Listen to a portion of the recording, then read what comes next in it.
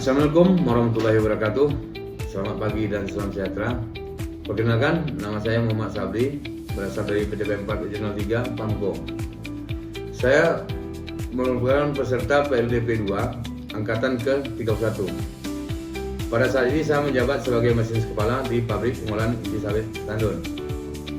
Baik, saya akan mempresentasikan manajemen bisnis. Tujuan dari manajemen bisnis dapat dibagi menjadi dua hal. Satu, efisien. Efisien dapat diartikan bagaimana penggunaan sumber daya yang dengan baik dengan cara yang bijak.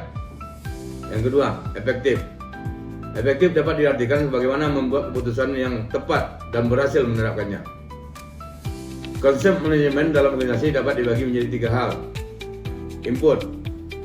Input dalam hal ini merupakan sumber daya manusia yang mencakup tenaga kerja. Di dalam input terjadi beberapa hal seperti sumber keuangan, aset fisik, dan informasi yang meliputi data yang digunakan. Proses. Proses dalam hal ini merupakan ada empat hal. Satu, planning and decision making, yaitu menetapkan tujuan organisasi dalam memilih tindakan dan serangkaian alternatif untuk mencapai tujuan yang diinginkan.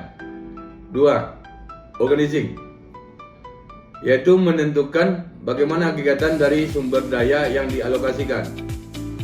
Tiga, leading, yaitu kumpulan proses yang dipergunakan untuk mengatur anggota organisasi.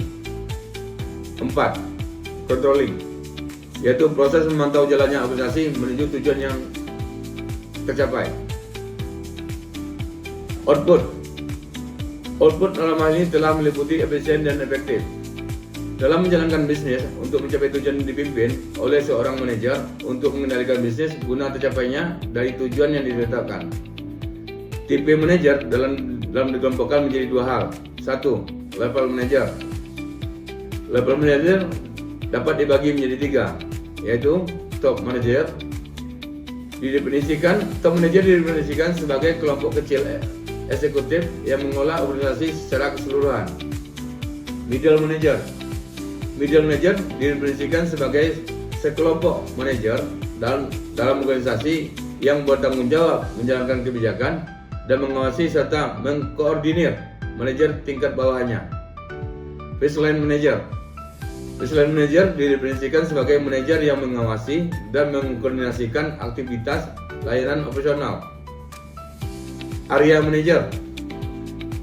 Berdasarkan area, manajer dapat dibagi menjadi tiga, yaitu marketing manager, financial manager, dan operational manager. Sistem perencanaan dan pengendalian perusahaan dapat dilakukan dalam empat pola, yaitu anggaran operasional, anggaran berbasis aktivitas, anggaran proses, dan anggaran struktural pengembangan manajemen.